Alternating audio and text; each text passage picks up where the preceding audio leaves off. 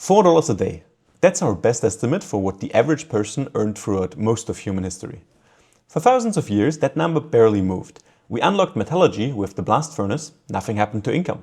In 1440, the printing press enabled sharing knowledge on a massive scale, still nothing. The seed drill came in the 16th century and still people weren't much better off. And then in 1776, James Watt designed his steam engine. And this happened. We call this period the Industrial Revolution. It changed everything.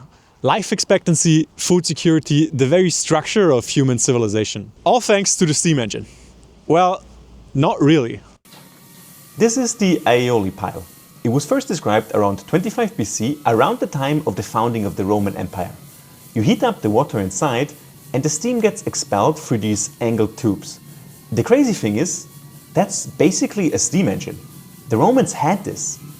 But that raises the obvious question, why the hell didn't the Romans industrialize? The Roman Empire had everything going for it. They had power, they had stability, they had trade, they had amazing engineering, they built aqueducts, they built villas with underfloor heating, they built this place, and it's still standing almost 2,000 years later. And yet the average Roman peasant didn't live much better than the average peasant 1,000 years before them. That's kind of puzzling, right? Think about how much better your life is compared to that of a person that lived 1,000 years ago. There are a ton of theories about why the Industrial Revolution happened when and where it did, but in this video I want to make the case for one of them. A theory that won its author, Joel Mokyr, the 2025 Nobel Prize in Economics. The central concept of his theory is what he calls useful knowledge. Mokyr splits all knowledge into two types. The first is propositional knowledge, the systematic understanding of how the world works. Newton's laws of motion, the laws of thermodynamics, germ theory. Let's just call this the ideas. The second is prescriptive knowledge, the practical know-how of how to build things, manufacturing techniques, engineering methods, the hands-on craft of making the world work. Let's call this the things. Now, useful knowledge is generated from a feedback loop between the two. For example, the microscope, which is a thing, can lead to the discovery of germ theory, an idea, and then in turn can lead to the discovery of antibiotics, which are a thing again. And it just goes on like this. You need both the things and the ideas to grow, and most importantly, you need them together. What's crazy is that this feedback loop is essentially absent in every major civilization before 18th century Europe, including Rome. Now, Mokyr's work is vast, and I can't possibly cover all of it here, but when you look at Rome versus Britain through his ideas, three barriers keep coming up, and these are three barriers that Britain managed to overcome and Rome didn't. The first barrier is the most fundamental. To have progress, you actually have to believe that progress is possible. This definitely sounded strange to me the first time I heard it. Like, what do you mean is progress possible? Look around you, it's basically everywhere. But as I found out, the dominant worldview for most of human history was basically the opposite. And Rome was no exception to that. Roman culture had a really deep, almost religious reverence for their ancestors. The great men were the ancient men, and the best days were the old days. Horace, a famous Roman poet, ends one of his poems like this. Our parents' era, worse than their ancestors, bore us still worse. And soon we will give more wicked offspring. So what Horace is saying here is that every generation is just always a little worse than the previous one. They thought society was degenerating. This attitude continued for most of human history. But in the 18th century, something changed that we can actually measure. This is Google Ngram. It tracks how often certain words appear in printed texts over time. Look at what happens to words like progress and improvement in the mid-1700s. You can see that these words were barely in use before, and then they just suddenly spiked massively. This was the time of the Enlightenment, and with the Enlightenment came, for the first time in history, a belief in progress. For example, here's what the English philosopher Joseph Priestley thought the future would look like. Nature, including both its materials and its laws, will be more at our command. Men will make the situation in this world abundantly more easy and comfortable.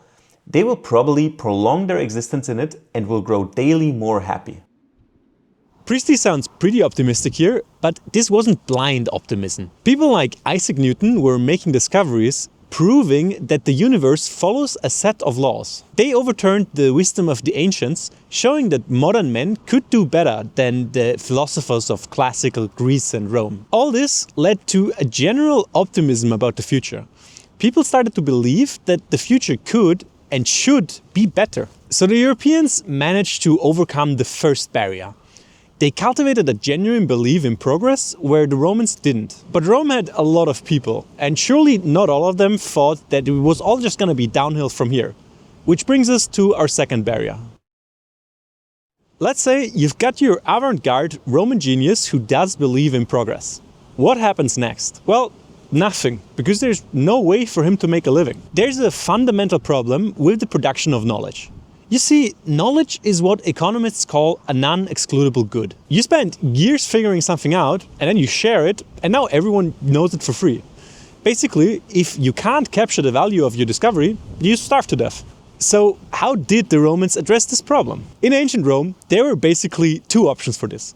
Either you were born very rich, or you found someone else who was born very rich and got them to fund you in exchange for making them look very smart. This is called patronage. But there's a simple problem with patronage, and that is that you only get paid for doing what the elites want.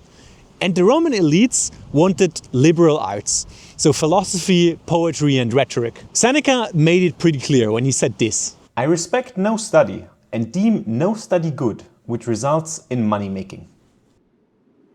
Engineering, which happens to make money a lot of the time, was literally the work of slaves and tradespeople. So if you were an intellectual, you were not going to get paid for it. According to Seneca, the smartest Romans should spend their time trying to figure out how to live a morally good life. Now, contrast this with the 17th century philosopher Francis Bacon, who said this: The true and lawful goal of the sciences is none other than this, that human life be endowed with new discoveries and powers.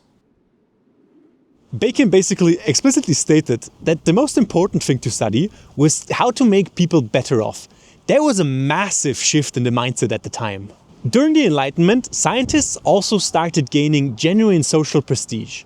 Isaac Newton served in Parliament, Francis Bacon became Lord Chancellor, and inventors could directly profit from their inventions through the new patent laws. Being a scientist for the first time actually became lucrative, but that still doesn't explain everything, right?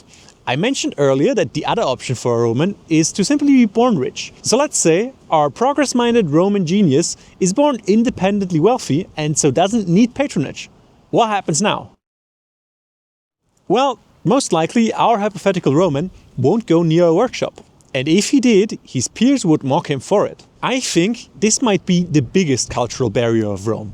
Philosophers dealt with ideas, craftsmen dealt with things, and that is just how it was meant to be. But that means that the ideas and the things never met. The people who understood how the world worked never built anything, and the people who built things had no idea why they worked. There was no feedback loop, because the two sides of it were living in completely different worlds. So imagine Heron of Alexandria describing his steam engine to his peers.